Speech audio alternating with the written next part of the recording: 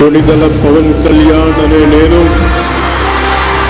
శాసనం ద్వారా నిర్మితమైన భారత రాజ్యాంగం పట్ల నిజమైన విశ్వాసం, విధేయత చూపుతానని, భారతదేశ సార్వభౌమాధికారాన్ని, సమగ్రతని కాపాడుతానని ఆంధ్రప్రదేశ్ రాష్ట్ర మంత్రిగా నా కర్తవ్యాలను శ్రద్ధతో, అంతఃకరణ శుద్ధితో నిర్వహిస్తానని, భయం గాని, పక్షపాతం గాని, రాగద్వేషాలు గాని లేకుండా రాజ్యాంగాన్ని